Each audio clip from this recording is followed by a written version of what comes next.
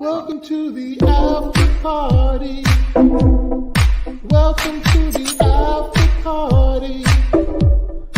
Did you bring some snacks and treats? Yes, it did. I hope you got me something to eat. Maybe. Welcome to the after party. Coming to the after party.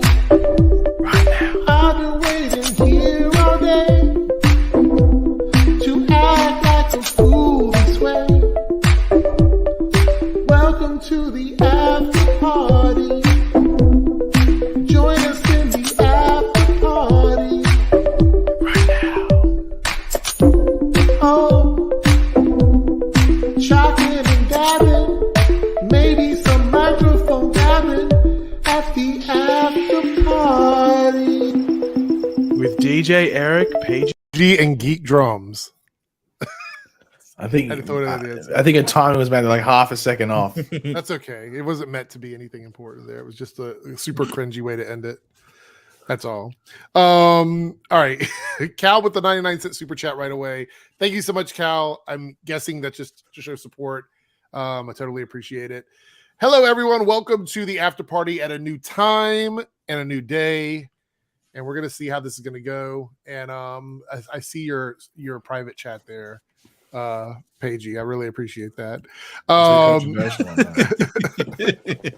So anyway, so we're gonna try this for a bit. We're moving to Saturdays temporarily. It may end up being the permanent move for the after party, depending on how people respond to this. But yeah, here we go. Wait, was your birthday today, Paigey? It's in a month. Oh, why are they saying happy birthday, Paigey? One person is, and his name's Giovanni, and there's not much going on with Giovanni. So yeah, but it's Giovanni. It's Giovanni. So I thought it was two people. So I was like, oh, it's like, yeah. Look, Miyata's like, it's Paige's birthday today. Gee, have I told you that this story about what I did to someone at school? No, I didn't know you were still in school. No. When I was in school, so there was this guy, and it was his birthday, and it was like something happened where no one remembered his birthday. I was like, who remembers your birthday when you're 16 years old and at school and stuff like that? So what happened is that we ended up doing it where we would wish him happy birthday every day, and then when it was his actual birthday, we didn't say happy birthday, and it ran until the end of high school. He was very triggered. It reminded me about Eric when he talks about, love is a battlefield and or girls' night out. Okay, one of those. Yeah. All right. That seems very like you. Like I totally see. It does. Now that I think about it, it does sound like a very me thing. But yeah. All right, so we have a few things to talk about today. It's going to be a shorter stream because unfortunately I have plans that kind of leaked over into tonight's stream, but we will be live for at least an hour, so we're going to do that. But we're going to talk about Flash and Superman and Lois. We're going to breeze through those. We also want to talk about the renewals and what we think about that, and edgy. I'm pretty sure that there's going to be people that want to know about this Joker scene that was leaked that was all over the internet. And I also heard, not related to DC content, but early reviews of Morbius are kind of interesting, right? I don't know if y'all have read some of the early reviews of it, but I'm surprised those reviews had to come out because there's an embargo. So there must be fans that went saw the movie early that went under embargo. And he kind of spoiled the movie too. He did. Well, we're not going to do that. I don't want to talk about the post-credit and end-credit scenes. I already read them, but I'm not going to talk about it's them. so stupid. It is. All right. So the first thing we want to talk about before we get into the shows and things is the renewals. So we talked about this briefly before we got started, but congratulations to all the shows that got renewed, particularly Flash and Superman and Lois.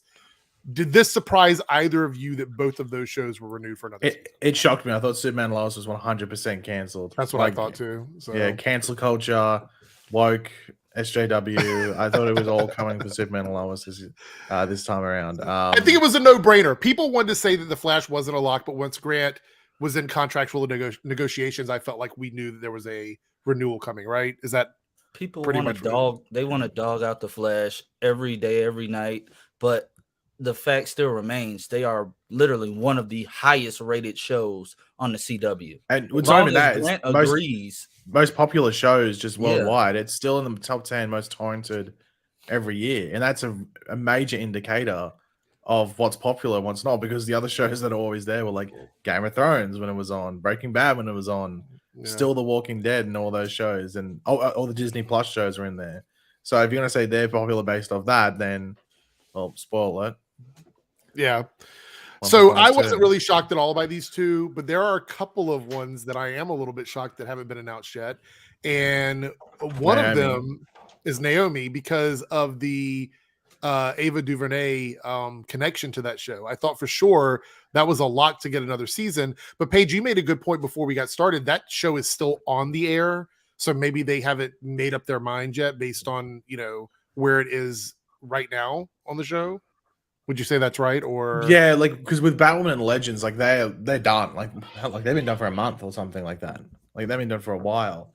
So with Naomi, they might think that there's not enough groundwork. Well, not groundwork. That's not the correct word to use. But like not enough data or whatever it might be to say, hey, we know whether this should be renewed or not. And also, it's season 1 of a show, and that's probably that's always the hardest decision. And that's those sometimes the decisions that are met with the most controversy, when you cancel a show after season 1, and maybe it sets up a really good potential season 2 cliffhanger. Which has happened with a lot of different things. So it'll be interesting. I mean, I'm not surprised Naomi wasn't the ones announced now, just because it is still a season 1 show, and they probably still have to wait until we get towards the end of the season and the response then. But Batwoman and Legends not being renewed yet, I guess specifically Batwoman, as I was saying before, is it's a bit of a surprise, just basically because it's been done for a while. So Canada Graphs has joined us, and I'm just curious, what are your thoughts on Batwoman's renewal? Do you think we're going to see a renewal for that series, or do you think they're in trouble? I was more confident a few days ago, but with I've thought about it a little more. Here's the dilemma I think they're in. If the CW likes all of the pilots that they have coming, and they look in and they're like, we really only want one Gotham themed show. Mm-hmm. They just signed Misha Collins to Gotham Knights as Harvey Dent. I saw that. Yeah. In CW land, that's like getting Brad Pitt for them. Like, he is CW catnip. That is guaranteed to pull eyes to that show. Yes, there's 400,000 to 1 million base audience for him. So if they decide they only want one Gotham show on the network, he has more pull than everybody on the Batwoman roster combined. Mm-hmm.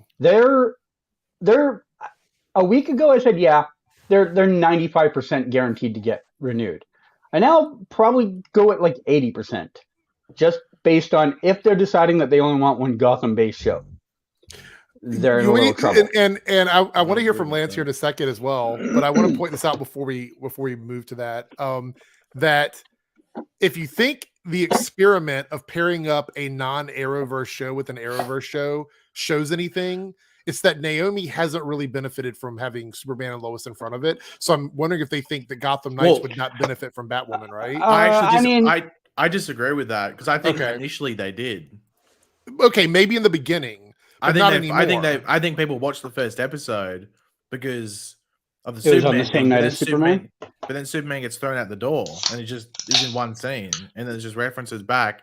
So it helped initially, but then once people aren't dumb. People know straight away. It's like, okay, well, they're not coming what back I'm saying though is that, like, if with Misha Collins on Gotham Knights, they don't really need Batwoman as a lead-in. Is what I was getting to with that. Like, I don't think that that's going to be a thing. Now, Lance. Yeah, go ahead, Canada. Sorry, you know what I could see happening is there's also a Supernatural spinoff coming out. Yes, I do. I could see them pairing those two up on the same night to keep all of their Supernatural fans in. That might be a good deal. Yeah. So, Lance, go ahead. What were you going to say, Feiji? CW has a absolutely terrible track record of pairing new shows together. Yes, they do. Oh yeah, it's the worst. I don't think they would do it. They have a terrible track record with it. Because they use, like with most networks, you use a lead-in show. So that's what they try to do with Naomi. They did it with, and usually I would agree. But this is Supernatural fans are a new level that even they kept that show on for 15 years. So if we had this is a hypothetical battle / war / conflict. Mm-hmm. West Islanders or Licities, they create an alliance. and then you bring in the Caramels as like a third battalion, and then you have the Supernatural fans. Who wins in the battle? Is it like a 300 scenario? But it would be an obliteration. They would wipe the floor. Okay, so Supernatural fans can only use spears. And the other cities, West Islanders and stuff, get to use machine guns. Keep in mind the success of Walker is not based on the IP. It's based on the Supernatural. Jared Padalecki, yeah. So my question for Lance was about Batwoman. As you watch the season, and we're going to talk about this on Monday. By the way, shout out to Monday. We're going to be doing a Batwoman. Yeah, shout out to Monday. We're going to be doing a Batwoman thoughts and opinions on this past season and what we'd like to see in the next season. And Canada Graphs will probably be here, but I'm guessing the title already. What is the title going to be? Woke culture. No, that's completely wrong. You're completely wrong. Lance is going to be here, and I believe Buddy is going to be joining us, and we're going to be talking about Batwoman. It's going to be a lot of fun. I actually quite enjoyed this season of Batwoman. I think there was a lot of really high highs for it. It wasn't the greatest season, but I think it was much better than season 2 and a lot better than season 1, in my opinion. Lance, did you enjoy Batwoman this season more or less? And would you like to see it continue, or if it ended, would you not care at all? I'm just curious. I enjoyed it way more than season 1 and 2 combined. I would want to see it, at least for one more season. Mm-hmm. I mean, I'm not gonna lie. If it did end, I'd be like, Javicia really got the short end of the stick. Yeah, I would hate that to happen. Mm-hmm. But I mean, like, I agree with Canada Graphs. I can see the CW making that dumb decision, and by dumb decision, I mean it's going on your 10-year anniversary. You already have lost 3 shows from the Arrowverse. Mm-hmm. One because Melissa wanted to leave, one because Steven wanted to leave, and then another one because they had their own mess going on. Some drama that was behind we'll the probably scenes. never know what happened with that drama alert nation. That's why Arrowverse Keemstar needs to exist. Yeah, we need the Arrowverse drama alert, because we'd know the behind the scenes of now the other one is Legends of Tomorrow, and I don't know, because I haven't watched the final episode from this past season. I don't know if they ended in a place where they could just walk away from the show or not. Did anybody see the opposite? Okay, it's a cliffhanger. They very much wrote it with the intention of thinking they're coming back. Okay. Yeah. Do you think that Legends has a higher probability of getting renewed over like Batwoman? Do you think that's a possibility or no? Yes. Because, you know why? Again? Because it has the instilled fan base. They're the most consistent rating show on the CW. Yeah.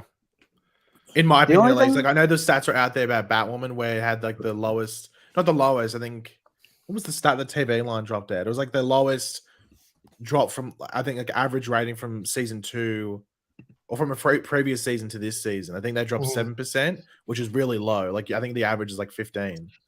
Right. Just for network TV as a whole. So they had a really low average drop for the season.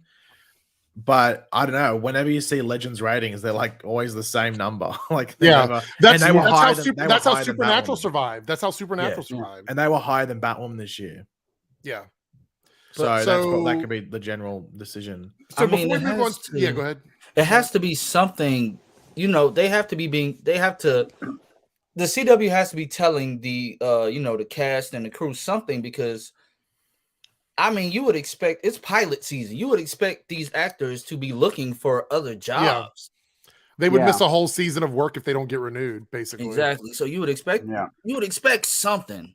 I just think the way they went about it this year was, it's stupid overall. You called it an early renewal. It was still late. Can we also talk about the fact that, before we move on, that it's so almost unbelievable that they had these actors doing all of this stuff through COVID just to have their show canceled? That's exactly. That's kind of wild to me, to be completely honest. I mean, I know that's the business, but yeah. So I want to chime in on the Legends one. I think Legends all comes down to who they can get signed on, because as far as I know, I don't think anybody's contracts were still open at the end of this season. Right. I doubt they had contracts on anybody with the thought that they were going to continue on as a sure thing. So they would have had everyone's contracts ended this season. I know Katie and Nick's both ended this season. If they don't get Katie Lotz signed to a contract, they don't do the show. That's Now, pretty much it. It's a very rotating cast. But We're all Katie aware of Lotz that. is the Barry Allen, is the Cara Danvers, is the Black Lightning. They've focused so much on her as the lead of the show that they kind of can't put someone else in the lead of the show now. She'd be signed on.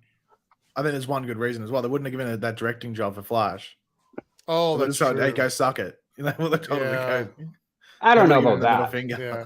I would just hate for Donald Faison to, potentially lose 2 shows. Right. Yeah, that's true. Yeah, that is true. Because he would give up the other one to come on Legends, and then Legends goes bust. So would you? Here's the question: would you lose what 2 of the 3 DC shows that haven't been renewed? Would you get rid of for Gotham Knight? Because Gotham Knights is happening, whether you like it or not. It's going to happen.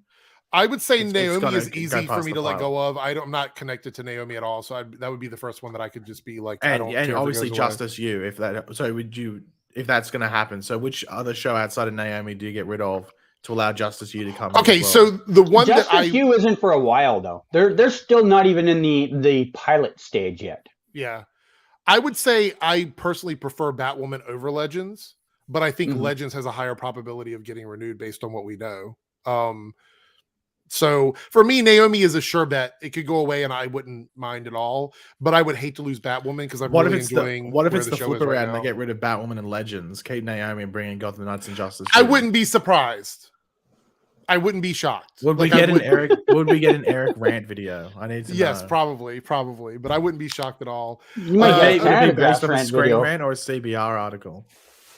Which one? What'd you say? Would it be based off a Screen Rant or a CBR article? Whichever one I read first. So Cody said a $2 super chat. He goes, the director actually spoiled everything. I think he's talking about Morbius. So let's briefly talk about that. So and I'm not going to spoil anything. I just want to talk about what the reviews I'm reading about it. People are saying it is worse than Venom. And Venom was divisive, but I thought Venom was enjoyable, but it was divisive. They're saying that it's not only not enjoyable, but it's also just not a good movie.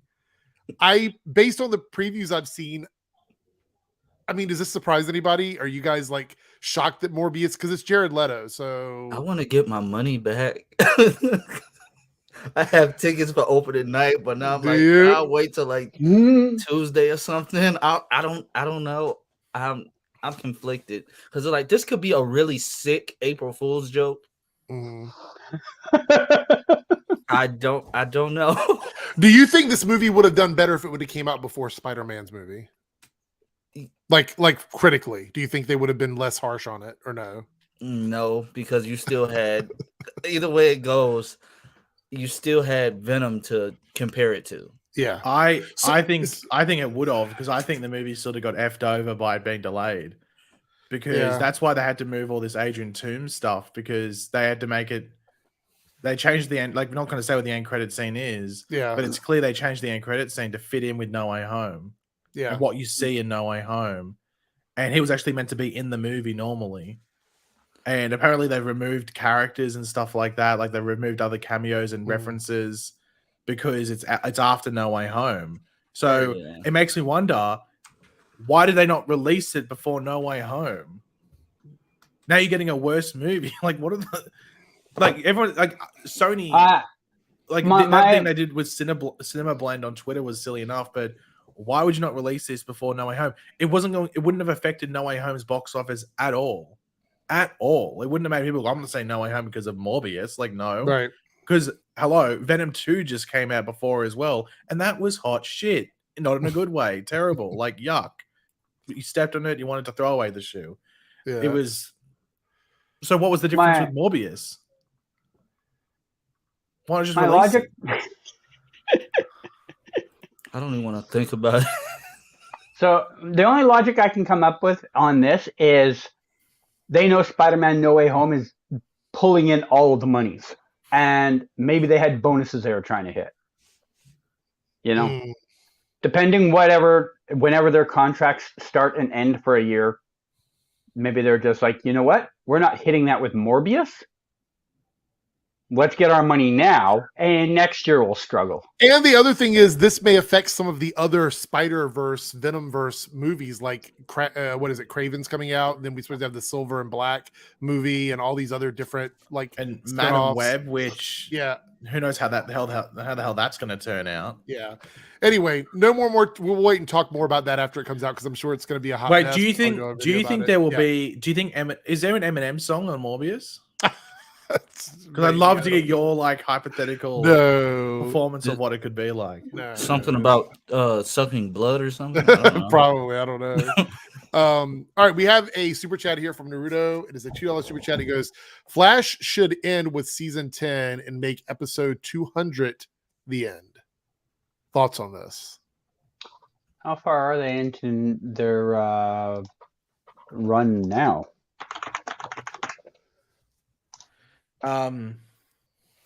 They'll end the season on 171 if they got 20 episodes, like it's led to believe. Okay. By the way, Paige, people are saying you're crazy for saying it's going to be 20 episodes. How do you feel about that? Oh, 100% it's going to be 20 episodes. They're still filming for another 2 weeks. 3 weeks. People in Paige's comments were calling him crazy for thinking it was 20 episodes. I mean, it's just simple math. Well, okay, so Eric Wallace outright said he did episode 15. He clearly stated Katie Lutz did 16 and clearly stated Daniel Panabaker did 17. Since then, let me bring up the director's. Daniel Panabaker finished last week and they're still going. I got it like a month, pretty much exactly. But since then, since Daniel Panabaker's episode, they've had, where is it on here? They've had Marcus Stokes directing an episode, so that would be 18. And they've now got Jeffrey Bird on deck for the next episode. That's 19 at least. Mm-hmm. And they don't finish till the 25th of April. So there has to be 20 episodes, right? Yeah. Okay. All right. Before we move on to the two, can we hand out L's? Can we hand out before we move extensive reshoots? That's gonna be Paige's next Twitter banner. No, that stupid West Allen can stay there forever. That was stupid. She can stay there forever. Before we move on to talk about the shows, let's talk about this right here. Venom. The Joker with herpes? No, it's wait, hold on. What the fuck is that?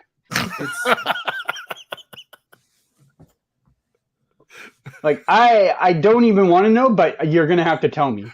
Oh no, you haven't seen this? Thankfully, no. That's Barry Cohegan. However you say his name is. I think it's just Keegan, right? Isn't it? Just is Keegan? It Keegan? I don't know. I think. Okay, so this was the Joker from the Batman movie that was in a deleted scene. It's not canon. It was deleted from the movie. But there's a scene where Batman goes to talk to the Joker about the Riddler, and they have this back and forth. And this is what his face I've got a high quality picture if you want to bring it up. Yeah, okay. So the higher quality picture of the scene. Oh my god! I know where you got yours from. Must have been like some dodgy Twitter person. So this is the obviously HQ quality. Yeah. HQ quality, HD quality. So anyway, and people are saying that this one scene, I think the scene is like a minute long, has made him the best Joker of all time. What are your thoughts on this? It was 5 minutes, but they remember when we talked about recency bias? Mm-hmm. I think he's implying this is recency bias. Yeah, I get it. So look, I love this right here. The scene is canon, even though it was deleted from the film.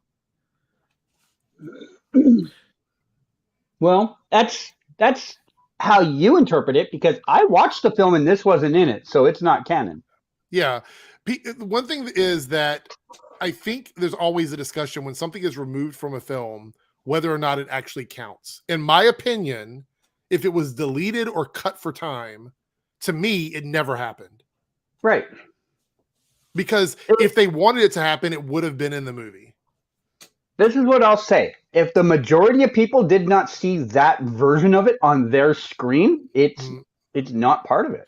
The fact it was deleted means it is not canon. Can we stop arguing about that? When a director removes something from a film, that means it is not part of the film, unless it is released as an additional scene that is not listed as deleted. This was literally listed as a deleted scene. Mm. So, I mean, by that standard, we have movies with like 20 different cuts. Or is every single movie canon? Is the Whedon cut and the Snyder cut of the movie both canon? Oh no! Don't start that debate. Where did Matt Reeves say it was canon at? It's in the minds of crazy people. That's Oh, what we're about to get Release the Reeves cut on Twitter. I can hashtag. Here's the deal, though. Before we move on to the shows, what do you think of this scene and this Joker? Because for me, this is so far away from what I think of when I think of the Joker. I mean, I'm not saying there isn't a version like this, but for me personally, this isn't what I think of when I think of the Joker. I think this is a bit more like horror than the Joker for me, and I don't really care for that. And I couldn't really understand what he was saying in the scene, honestly. I think this is fine. I think it's once again, I think saying it's the best ever and stuff is just complete lunacy because it's 100% recency bias. I think it's fine. I think there's people saying it's the best, obviously lying to themselves, and the people that are saying it's terrible, I think are lying to themselves as well. I think it's smack bang in the middle, and I think there's a reason it's a deleted scene. And also, if this scene existed in the movie, it would 100% take away from the Riddler scene at the end. That's exactly why I'm glad it was deleted. Not because I don't think that his Joker wouldn't be good. Yeah, exactly. Like, if you had this in the middle of the movie, all people would be thinking about is when is the next time we're going to see the Joker in the film. Yeah. That's all they would be thinking about. And even Matt Reeves, I believe he said that he would love to use this Joker somehow, some way, but I don't think the Joker is set up to be the next villain in his franchise. I don't think he's meant to be like the Joker you would normally think, like you see like a gangster out there. I think he's meant to be just like this psycho dude who Batman's like meant to be using as like a middle ground, if you want to call it, for, around all these other villains he has to deal with. And people are saying it's like a Hannibal Lecter sort of thing. I'll be honest, I miss the days of the campy Joker. Like, I like the Joker being like a zoot suit, like, kind of gangster character. We're getting further and further away from that. Whereas the Joker used to be a clown that looked ugly. Now they've made him a character that looks ugly that isn't even a clown. Like, that character's not even a clown. Where does the Joker reference come into that? I mean, I think the problem is every single person that's casting the Joker now is trying to up the Heath Ledger one. They're kind of like, okay, this darker, edgier Joker won an Academy Award. We have to try and improve on that. And that's like you said, they don't care about how the Joker was in the 70s and 60s and 80s. That's not the Joker to them anymore. They're like, we have to come up with this edgy, new, dark, brooding, whiny, stupid version. I don't know. Heath Ledger ruined the Joker. He was the greatest Joker for some people, and he also brought in. He is, but he ruined the Joker. No, I'm not. I'm saying you're right. My next line was going to say, but he also introduced this dysmorphic horror aspect that people have tried to like follow through on. Like, the Joker movie was a study of the Joker intellectually, like what he would be like if there was something going on in his head. Whereas this version of the Joker seemed like it's like he's still got the silly, laughing, creepy factor, but they're like, we want to make him look like he got beat up 50 times in an alley and then caught an STD. I mean, that's did they explain what it is? Because it looks like it's a lot of like scar tissue or something like that. I'm not too sure. I don't know. They said it's like a disorder that he was like a birth defect. But I will say, why is he all like burnt? Yeah. Why is he all like burnt? It looks like he maybe he got painted. Maybe he like dumped acid on it. He didn't fall into a vat. Yeah, it looks like he either like got acid thrown on him or he like. I will say this though. Or something. After seeing this scene, I wish even more so that we would have not had the Joker at all in the Batman. Like, I wish they would have just cut all of it out completely.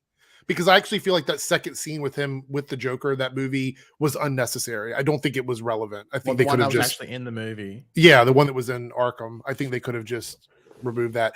I'll be honest, and what is it? Kita says there. I like the take on the Joker that we have on Batwoman right now because it's very different. They're not trying to copy anything from the comics. They're doing something completely different, and I like that. But we can all agree that the best Joker is the one that shocked. I forgot his name that quick. Is it the one that gives Rachel rounds? The Joker that shocked Marcus? Is that what you're talking about? Yes. That's the best Joker. He looks like an old clown. He's the best one, and his laugh is So here's the deal. This is what I think we're missing out on, and I think this Candigraphs. I think you're onto something here, right? The Joker as a character, up until the Heath Ledger version, was always a character who was a guy that was a creepy clown character. That's what made him creepy. Now they're doubling down on the gruesome aspect of it, getting away from just the fact that there are hundreds of thousands of people who are afraid of clowns. Just a regular clown. That is supposed to be what made him scary in the first place. And so they've gotten away from that. So I don't know. I don't know how I feel about it. We'll have to wait and see where it goes in that franchise. But I wasn't super impressed with that scene. But there are people that are saying he's goated now and that is better than every other Joker we've ever had. And I just, it's like. Would he have a Harley, though? Definitely not. Definitely not. All right, so let's move on and talk about the shows now. First thing we're going to talk about is this week. Well, actually, go ahead. Quickly. I usually 100% disagree with the Snyder nuts because they're obviously in another dream world. But I must say, I do agree with them that if that was Snyder's Joker, everyone would be shitting on it. What do you mean? Like if that was Zack Snyder's Joker.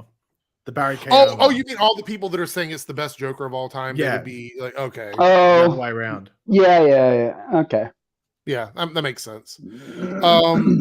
Okay, so the shows we had this week, we had Superman and Lois, episode 8 of season 2, I believe it's 8, Into Oblivion. Yes, season 2.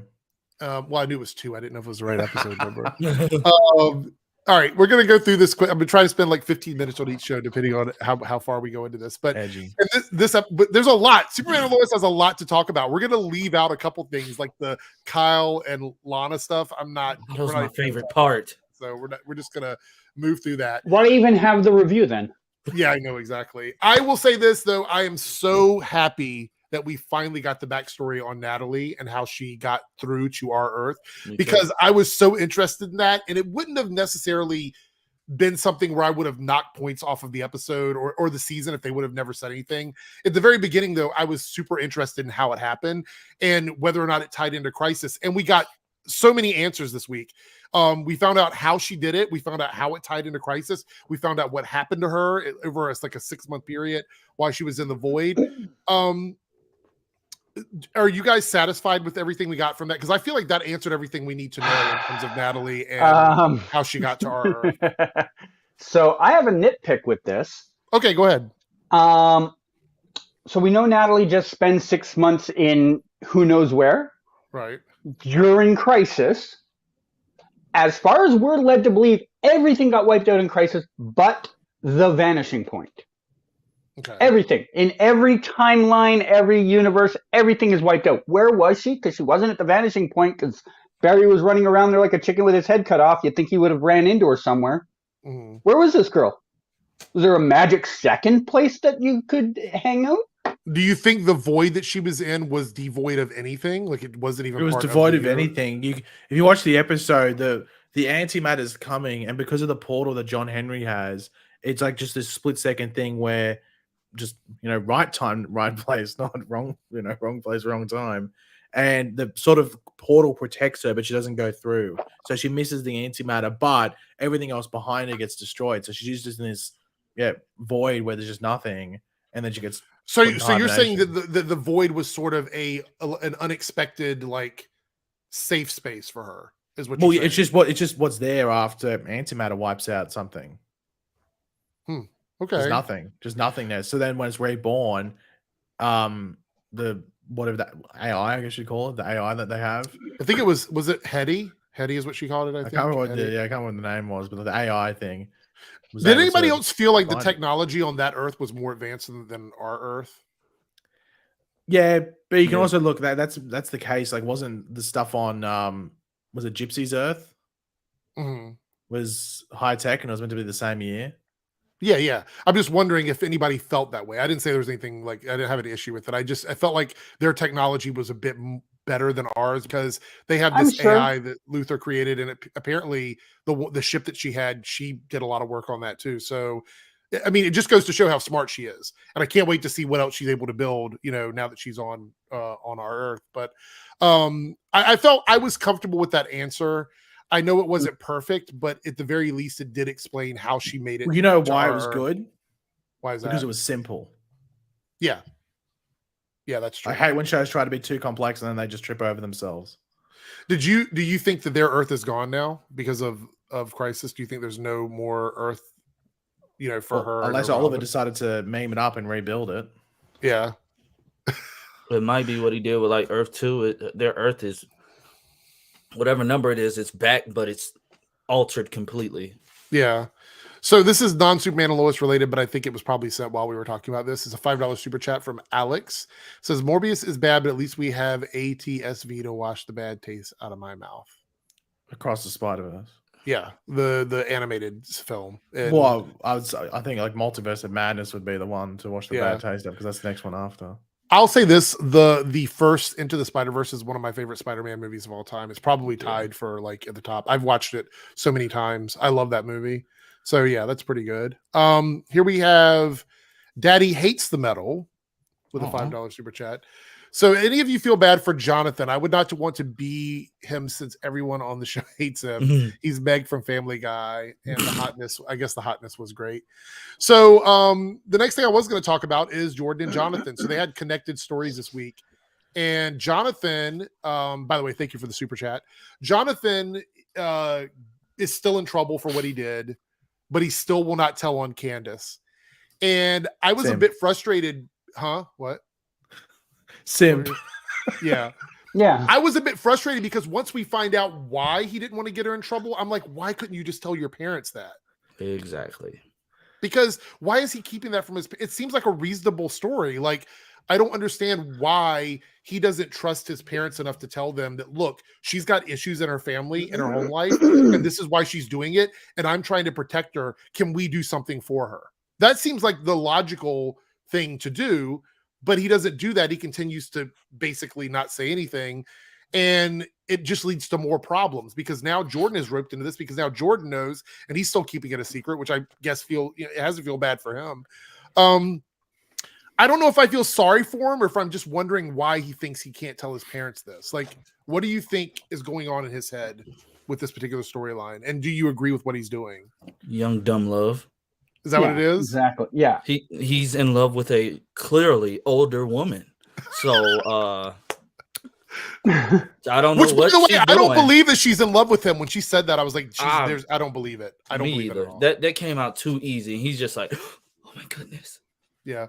Look, B. Allen Hart agrees. The actress that plays Candace is so unconvincing as a teenager. She is. She looks like a college level actress. See you later, Danny.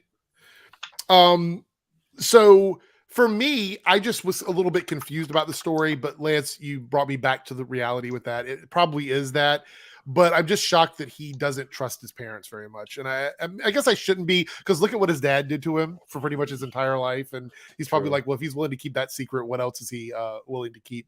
But then we have Jordan's storyline, which is just as bad, in my opinion. So now Sarah wants Jordan to be friends with the person she cheated on him with.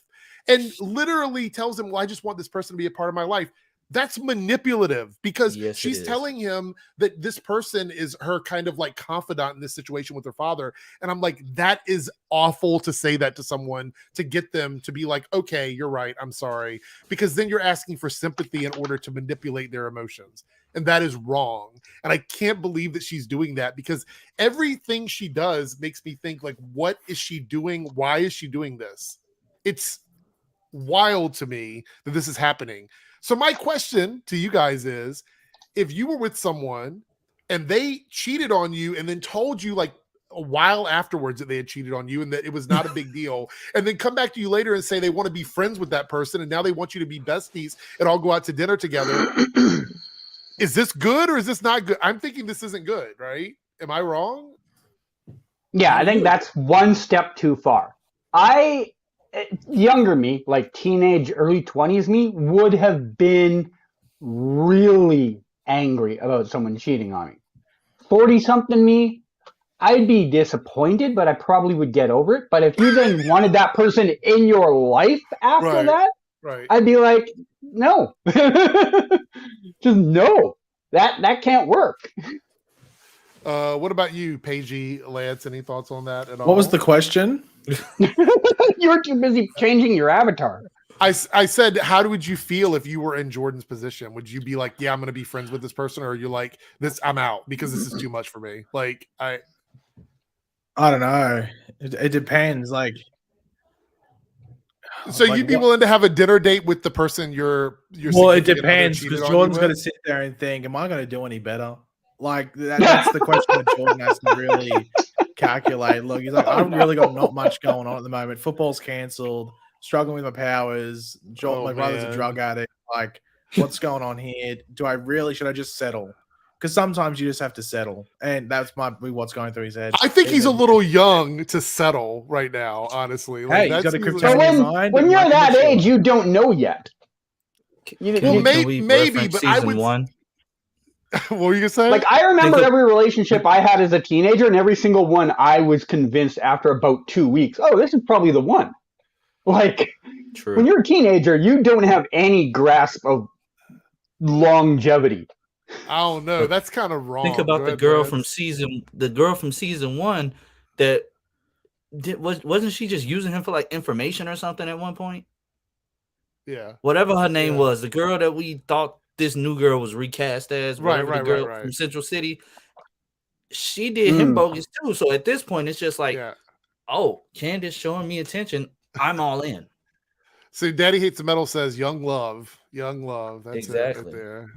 Quindlen had an interesting comment here. I saw. I'm going to pull this up and we can talk about. Wait, where's it at? Okay, so Quindlen says, I mean, she's a friend and she went to her for help with family issues. Nothing romantic at all. They're just establishing a friendship. There's nothing malicious to it. I agree with you, except for one thing.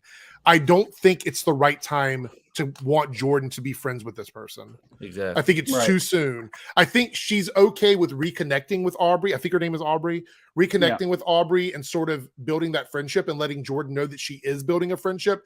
But I think expecting him to just get over it and be friends with this person so quickly, I would feel a certain kind of way about that personally. Yeah.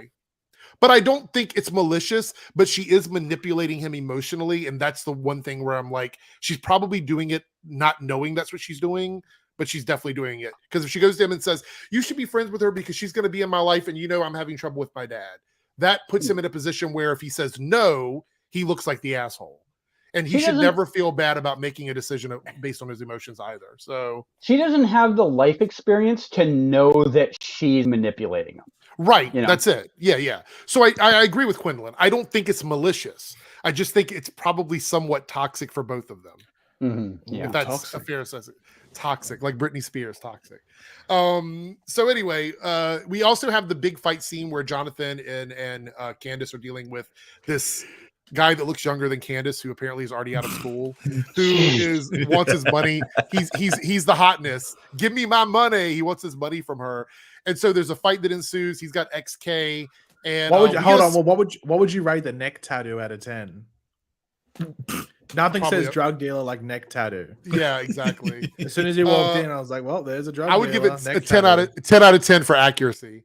But Jordan shows up and has a Smallville moment where he has the hoodie down and he's, fighting the guy with the XK. I would actually call that a Morbius moment. So it's a Morbius X. Yeah, I think. Do you think that's Morbius maybe because I think they played a Morbius ad during Superman and Lois? Oh, they did actually. They did. I saw one. Yeah, Morbius wearing the hoodie. Jordan. I think. I'm excited for where the story is going. I think both Jonathan and Jordan got some really good content in this episode in the very small bits they had.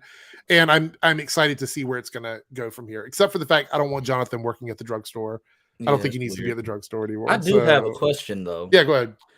Jonathan got the ever-living snot beat out of him. No broken bones, but... Right.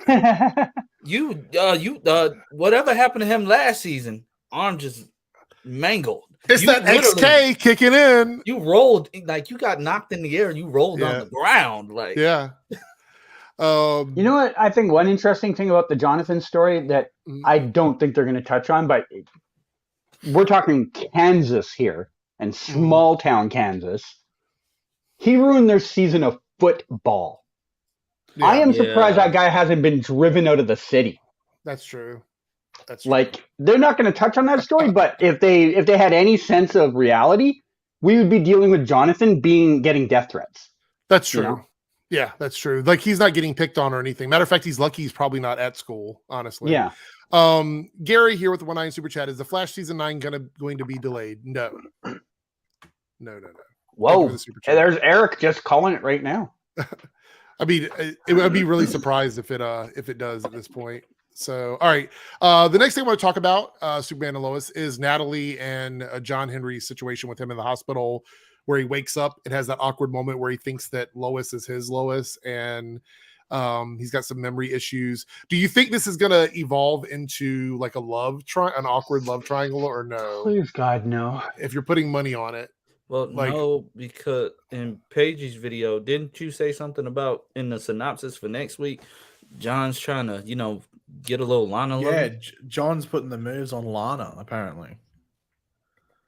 What? The old Well- twist and shout, if you know what I mean. Yeah. like, he's putting those I'm ones actually on not Lana. mad about that. I'm not mad about that at all. I mean, if Kyle ain't doing his job and Lana's ready to move on, I'm not mad about it. It's a But are little we- soon. Are we going It's to a get little annoying soon. Kyle back?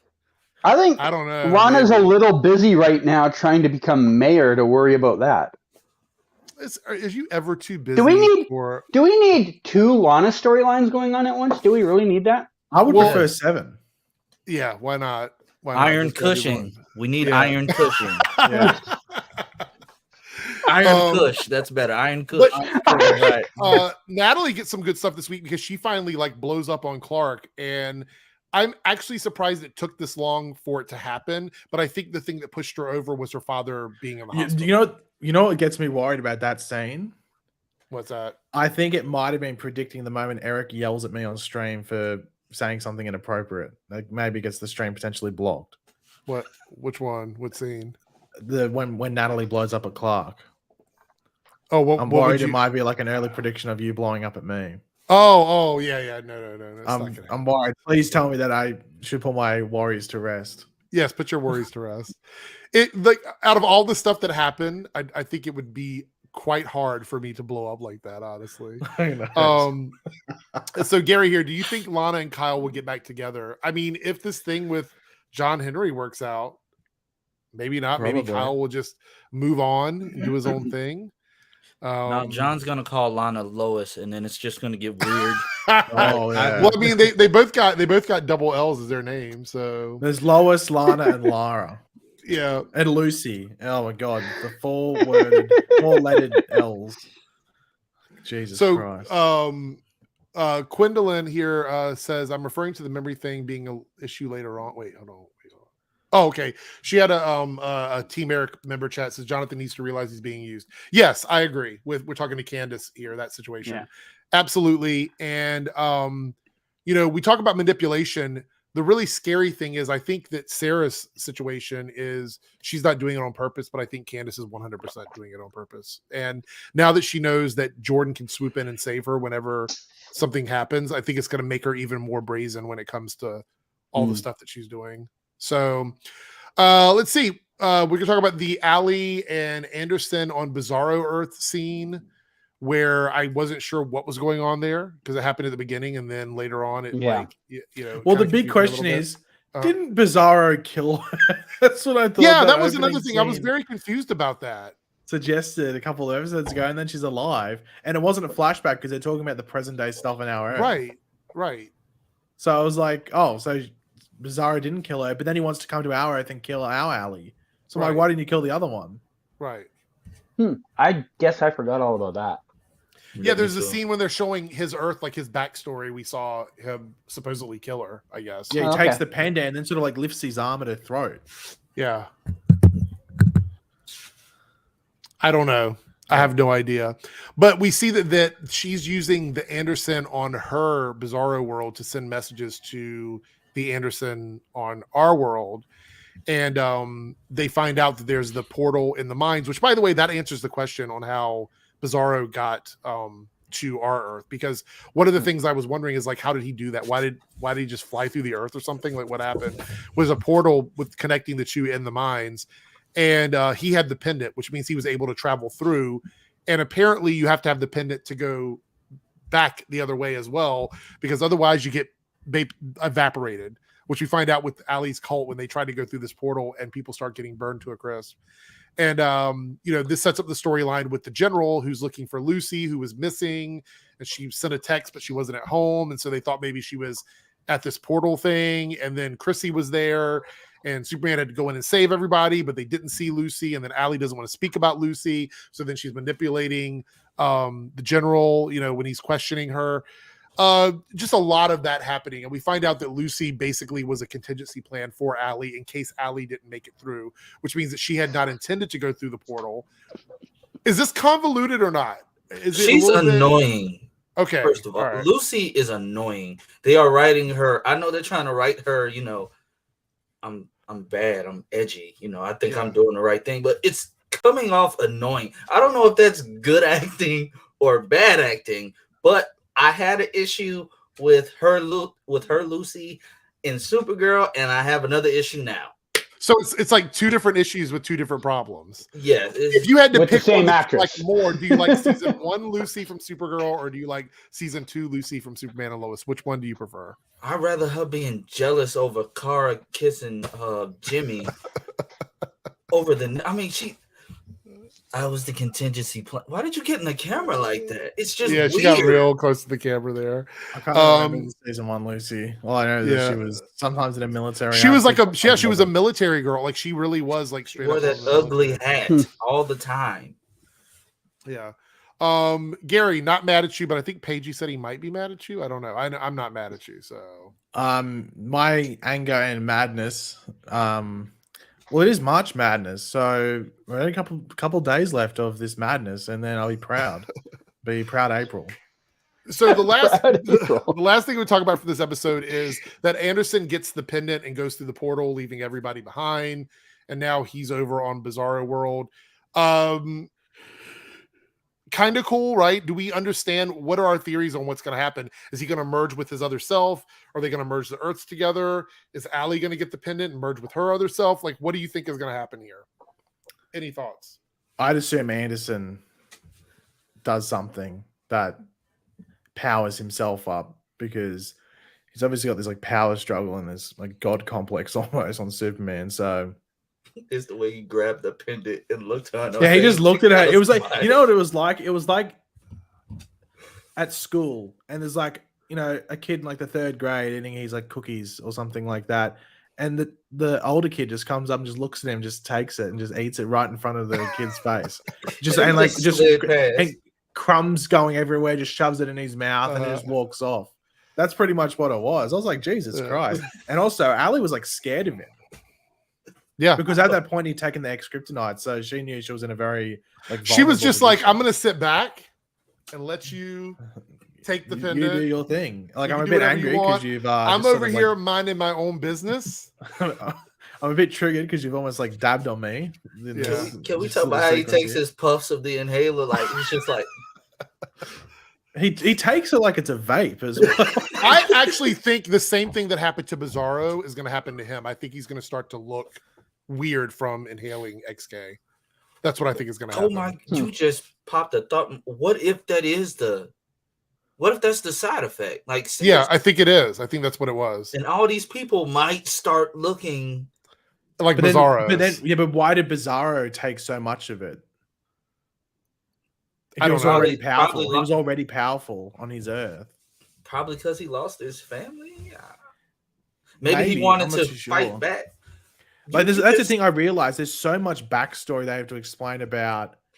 Hopefully, we get that in the next episode. I think we're going to get an episode. Well, I think that might be episode 10. Bizarro's in a Bizarro world. You have to.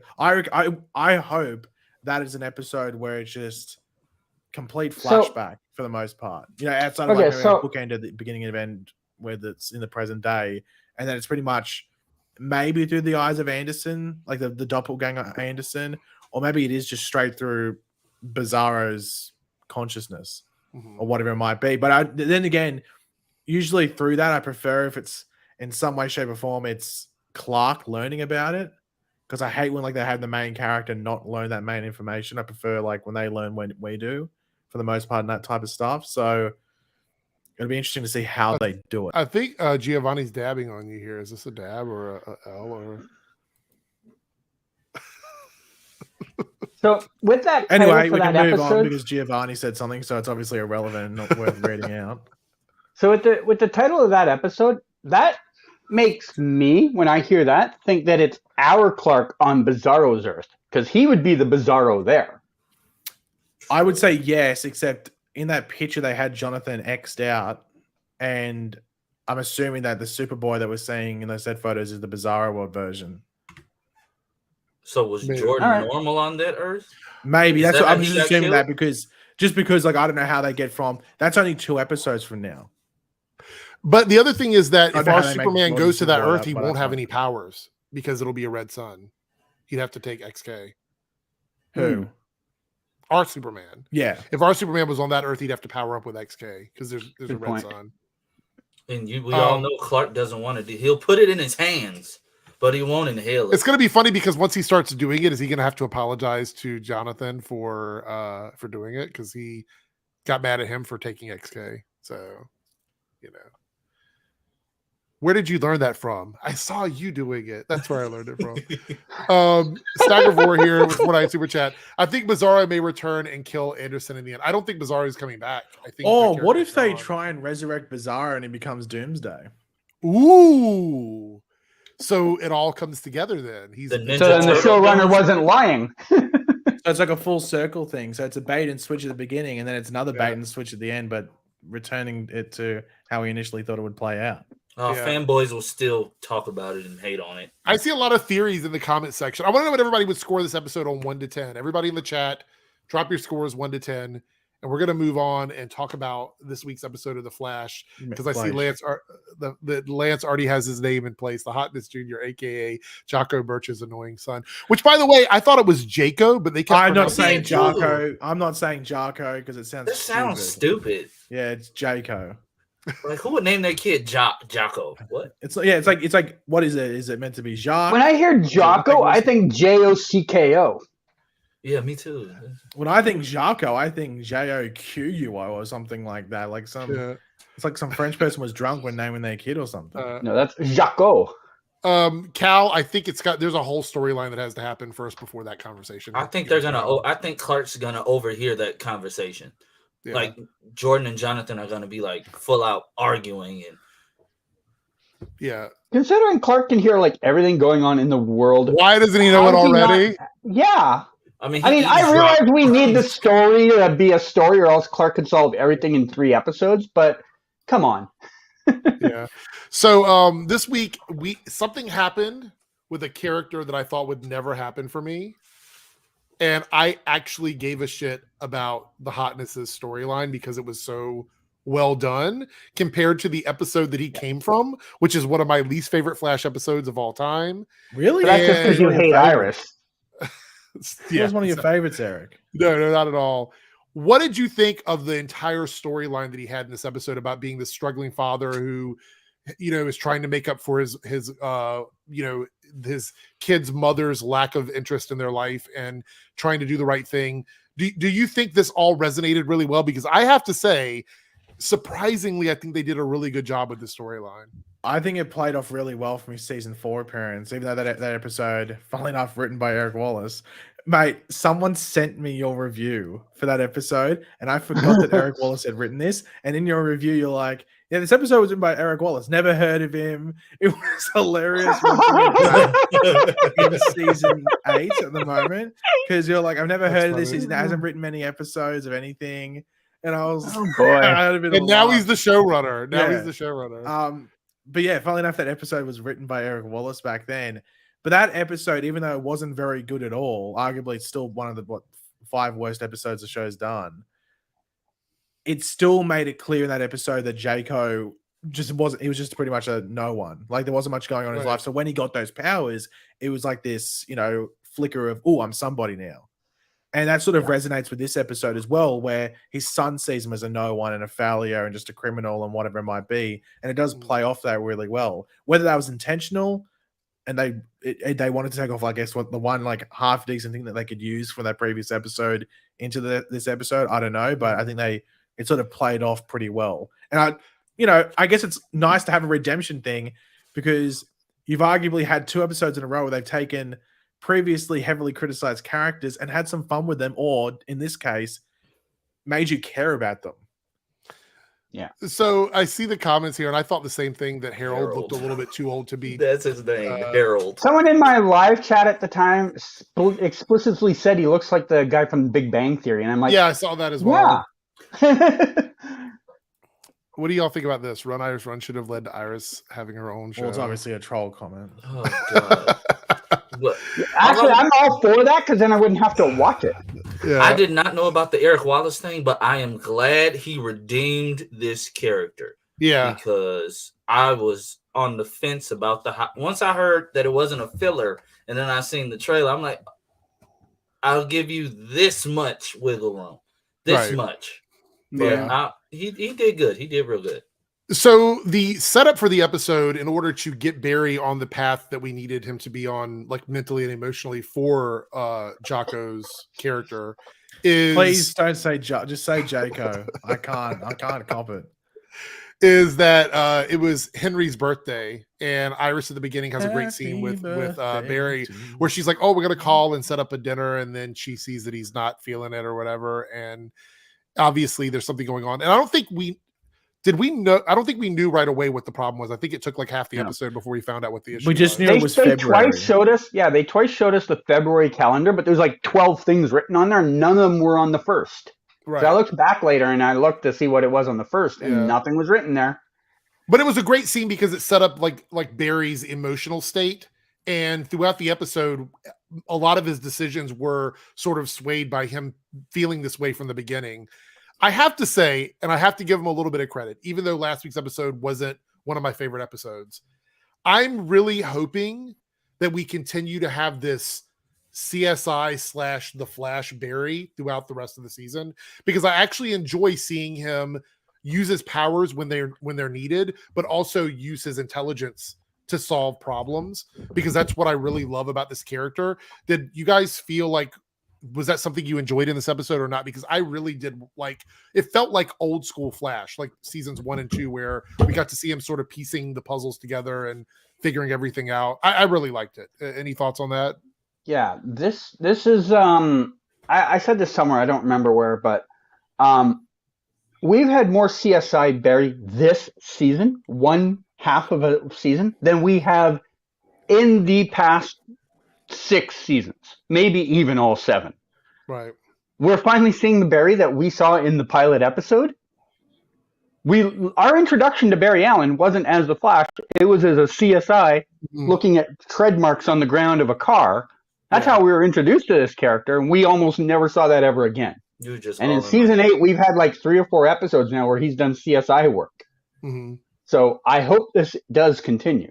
What about you, Lance? Are you a fan of this? Yes, and I can honestly say I think that was the way of when Eric Wallace was talking about how he had to, basically redevelop how they shoot scenes because of COVID and having to spread everybody out. I think reintroducing crime scenes and him actually being there is a way to make sure everybody is staying safe and giving the fans what we've been asking for, because I love seeing Barry in his actual element. Yes, seeing the Flash stuff is cool, but he has a life outside of being the Flash. Right. He has a job. That's a part of the character that, just like Canadagraph said, we were introduced to that in the first 5 minutes of the very first episode. Right. Even before that, we were introduced to that back in Arrow. So this should always be an integral part of the character. And I'm glad that, he's listening to something. And Paigey, any thoughts on why we're getting more of this version? Is it because of the dwindling of Team Flash? Because I've noticed we just don't really have a Team Flash right now. It's kind of fragmented a bit. Do you think that's why they're giving Barry more to do, or? Oh no, I think it's just more like time and place. Like if this is the right storyline where you can implement, or they've chosen a storyline where they can implement both sides of what Barry is or who Barry is. Mm-hmm. I don't blame the show where they didn't show the CSI stuff too much because it's hard to consistently do it. The comics don't. Right.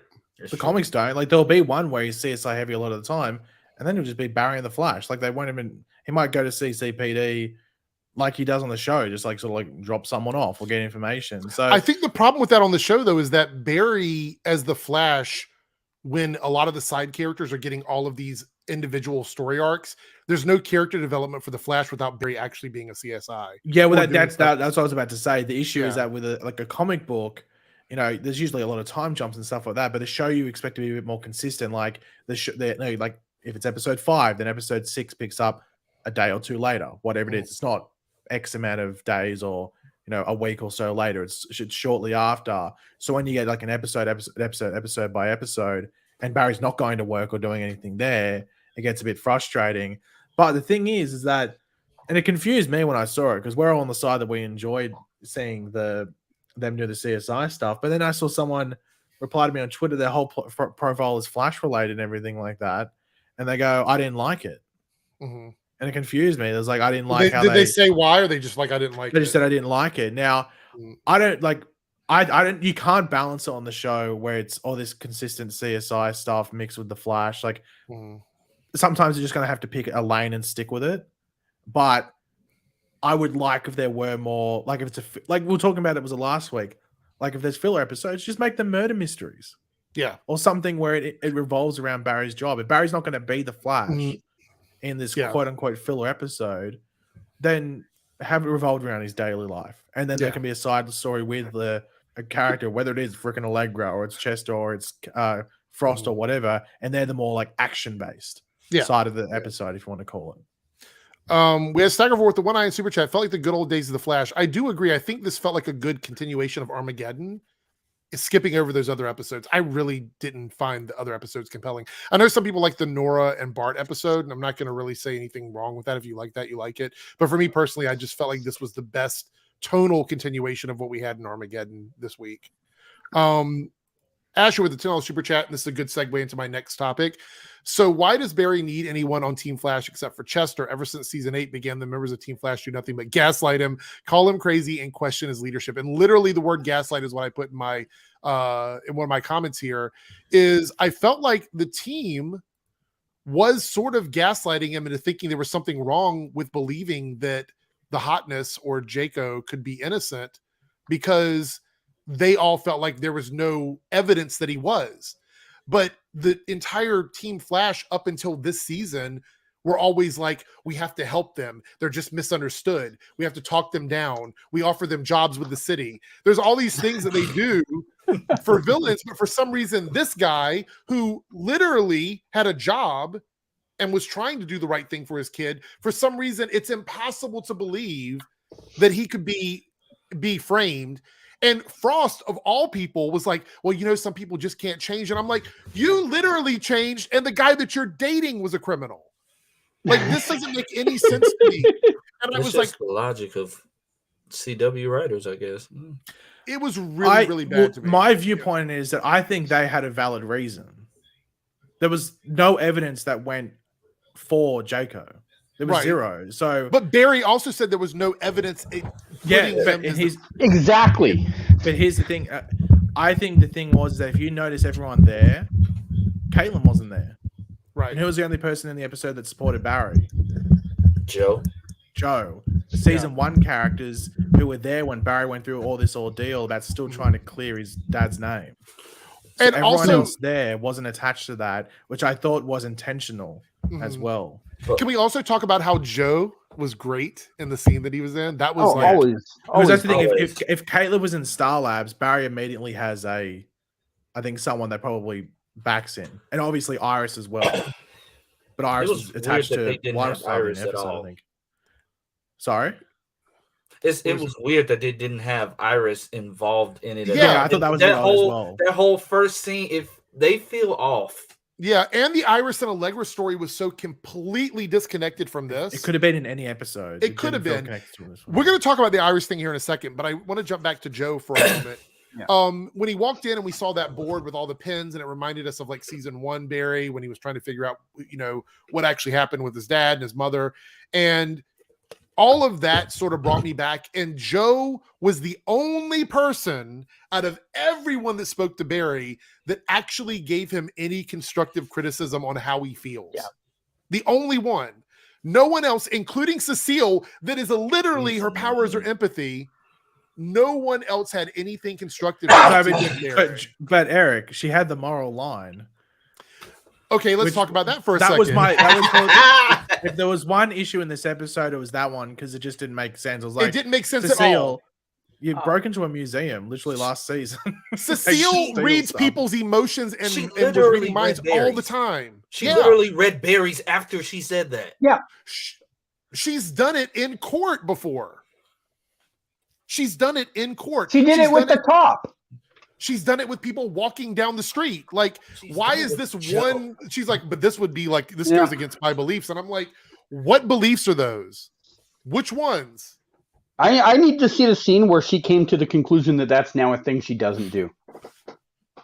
Like, this episode, that scene, huge writing error.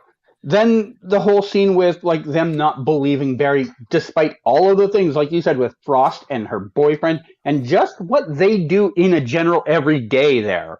Yeah. And they don't believe this impossible thing. That to me, when lines like that are written in episodes, that tells me that they have no way to write themselves out of that conclusion. So they put it there because they're like, it could easily be fixed if she just went in and did this, but they didn't want that to happen. I'll say my biggest issue with that was it was stupid. It was really stupid that they're all saying, "Oh, he did it. He's guilty. There's no evidence saying that he isn't." Yada yada yada. But the one thing that stood out to me the most is he just got out on parole. Meaning, when he first went to jail, that's right after he had the power swap with the British dude that had the powers in. He doesn't have control enough to just burn a body severely like that. Not only that, but smart. They pointed out that also it was a very contained attack, which is the opposite of how his powers work. Yeah, which is clear. He literally lit a fire tornado. Don't use this leveled up, please. We hear this every week. I don't want to hear leveled up one more time on the show. I'm sorry. It's just one more time. Yeah, I think it was fine how he was being, charged with it. I think it was fine because the whole thing is like with the police system, everything is just try and solve it as quickly as possible. But the minute they figured out the heat was nuclear and not just actual heat, they should have known it wasn't him. Yeah. Which they did. Well, no, but I'm saying like, why was it that? Why didn't they even go down that path in the beginning? This is Team Flash. Like they just go, oh, he was burned. No other research on it whatsoever. That doesn't make any sense to me. Why did they wait for Frost to be like, I can't freeze this? Why did they wait for that? Is that how you actually like a real CSI and people that do investigations would have done some analysis on that? They wouldn't have just been like, oh, well, it's burned. That's not what they would have done. I feel like they dropped the ball on that part of it, but I do like the idea that we have a murder mystery going on. I think that's exciting. Speaking of that, who do we think this character is? Now, I've seen the name Black Flame drop. Now, Black Flame is a Supergirl villain, I believe, that is mostly like a female Supergirl. Don't say that. I'm not. Villain. I can't cop another video from Ben. I can't cop another clickbait video. But that is the character. If Black Flame is the character, that is who it is. She's a female super villain from Eric, stop. Supergirl. So Eric. I think Supergirl appearing? Question mark? It makes more sense to me that it's a version of Ronnie. That makes more sense to me. Right? Were we all sort of going in that direction or no?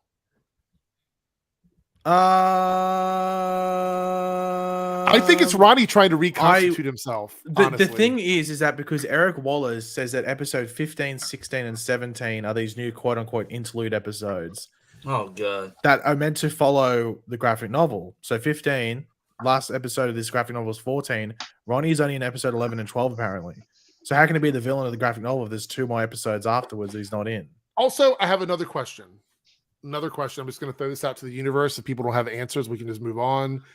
But if whether it is or isn't Ronnie, why was this thing framing the hotness? Yeah. Oh, because Mick Rory isn't burning people anymore. Duh.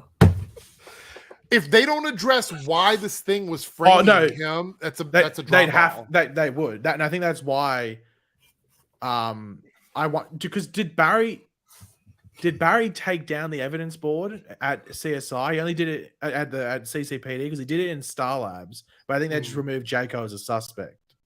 Yeah. So I think you're gonna see the evidence board stay around. But that makes it. But see the fact that it's at O'Shaughnigan's, which is where Frost and Caitlin were, I think it is, whatever it is, that weird name. O'Malley's, whatever it's called. Irish pub. That's what I was calling it. Caitlin and Frost were there just a few days before that. Yeah. Well, which makes me wonder, which I said in my trailer breakdown, is Frost now at a target? Because it makes me wonder what's this pub got to do with it? Why is it these 2 people in the pub that were attacked? And like that first guy was like, it was like almost like played around with before he was killed. Like, burning your hand, having all the stuff bubble around. Guys, I gotta hop off. I got some family stuff I gotta attend to. So I'll see you guys Monday. Okay, Lance. See you then. Okay. Thanks for stopping in. Look at this. Level up. Quinlan, really. One thing to add to the thing about Frost is last episode we had Caitlin also at that bar on their double date. Yes, so maybe exactly. whoever it was saw Caitlin there. Yeah. Not Frost. Well, I'm thinking it's connected to one of them, and maybe Frost is the red herring. Maybe it's Caitlin that this thing is going after. Maybe. I don't know. Oh, hold on. I got screenshots on my computer. I wonder if we can get something where there's maybe like some little sus boy in the back of one of the episode 7. Was that episode 7 had that stuff. No, you can continue talking, Eric, and I will. Oh, okay. Well, while you're looking for that, I want to talk about the Iris and Allegra stuff briefly, very briefly. I don't mind the Iris storyline. I think where she's at now is where I prefer her storyline to go, with the being this lead reporter, having her own media group and all of that. I think the editor in chief, all of that stuff works for me, right? That's all fine. Allegra feels so completely shoehorned into the show, and her storyline does not work for me because I don't think Allegra works on the show. Yeah. I think the big thing is that Eric Wallace, I think, has pretty much the cast he needs outside of Allegra. And it's nothing against the actress. The actress does fine with whatever she's given. I'm sure she's lovely. But I just don't care that she's got drama with somebody she's working with. I don't care. The character sucks. Like, the character isn't good. It doesn't work on the Flash, especially, and she's not useful out in the field with her metahuman abilities. Right. So I don't know. It's a sticky situation. I'm not too sure if it was meant to be this thing where she was just using a storyline maybe alongside Nash, and then they decided, oh well, she gets on well with the cast, let's keep her around. I'm not too sure what the thought process was around that, but she just does not work on the show. It's like, I can't think of a show that we've had on the Arrowverse where the character just does not belong. If that, like, I'm trying to think of it, like, I'm thinking through Legends, I'm thinking through Arrow, I'm thinking through Supergirl. Yeah. Who? Mona on Legends. I think Mona worked because I think she worked better than Allegra. I mean, okay. And I think that was mainly because of Gary, but I think Allegra who does Allegra have chemistry with? No one. Like, it's not with Iris. Yeah. They're trying to make it happen with Chester. They're trying to force it with Chester. Her stuff with Iris could literally be anybody. Like it could be anybody in that department, honestly. They're trying to make this character work, and I just don't think she works, and it's unfortunate because I can see the actress trying. Yeah. But it just doesn't work for me. And this is why I pulled up Ash's super chat, because I think he feels the same way we do about this. So yeah. I honestly, I'm at kind of at that point too. For the last couple of years, I've heard all the people being like, "Oh, I can't stand Allegra," and I've constantly been like, "All right, you know what? let's see where they go with this. Like, I have given them a long leash with this one, and I think I'm kind of finally at that point where I'm like, yeah, I don't think this character does anything for the show. Yeah. You know?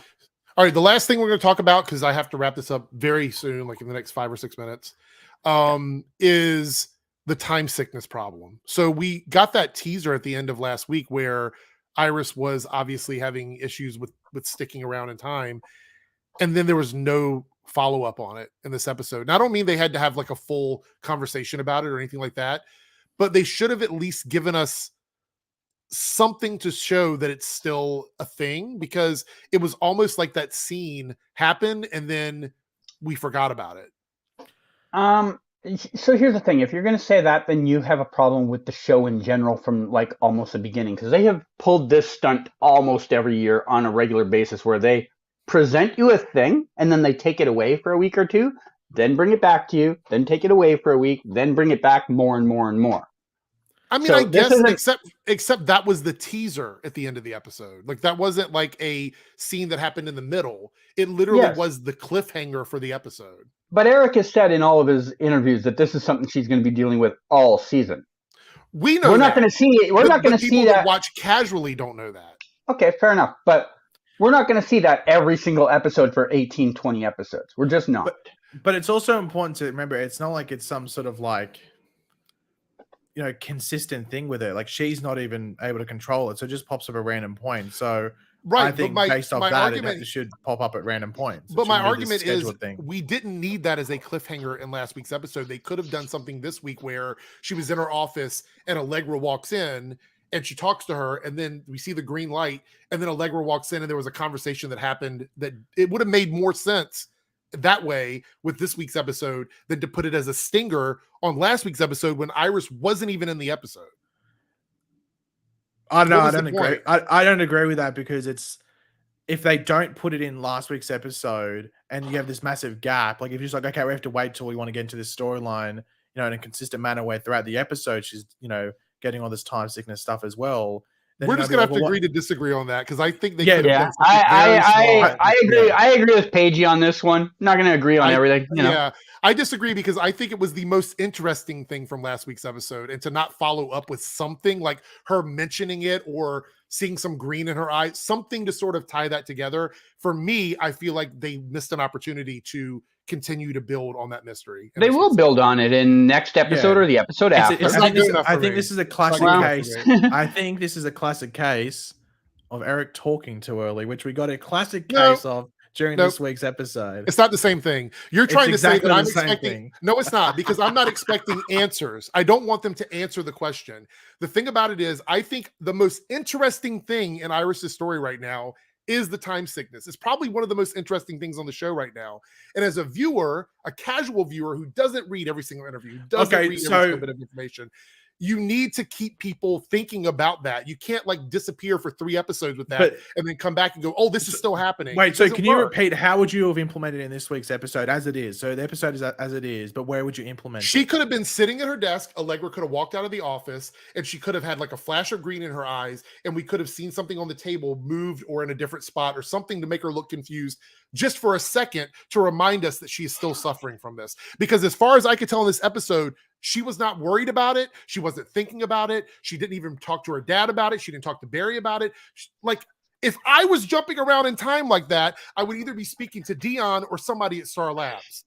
The fact that she went on after that happened and acted like nothing was wrong, to me, feels like a problem in the writing.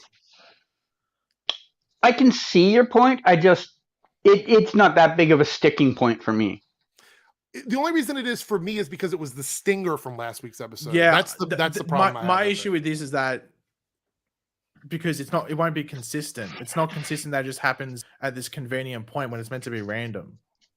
But we don't follow them every single day. So it's just this convenient. The important things have to happen when we're watching it, because that's the point of the show. But then it brings up the argument of consistency again, and it's just like, it just conveniently happens at this point when Allegra is kicking off the storyline that she's going to have in the episode, and Iris gets the time sickness. So are we? I would prefer if we don't see it, like I in the episodes when it's just other people's things, because that was Allegra's thing. Iris was in 2 scenes? No, 3 scenes. 3.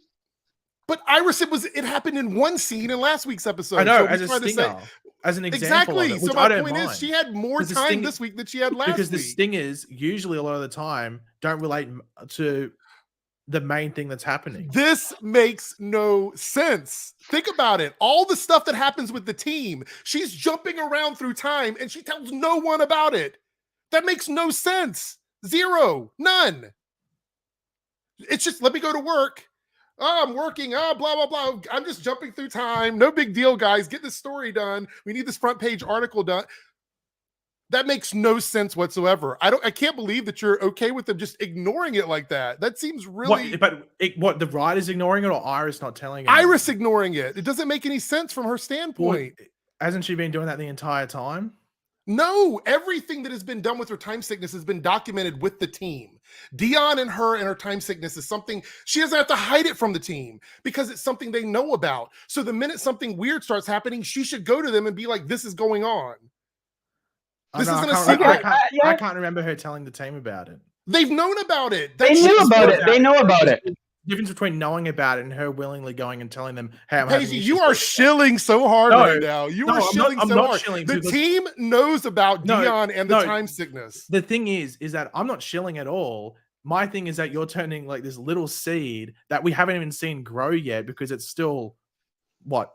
Only because you're defending it based on the fact that they dropped the ball on it. Eric, because it's a track record. It's a track record. You're talking about consistency. What's more consistent, talking about it each episode or pretending it doesn't exist for 1 or 2 episodes and then bringing it back later? That's inconsistent. No, the consistent thing with this type of thing is it happening randomly, which is what's happening. But randomly, we're not watching them in real life.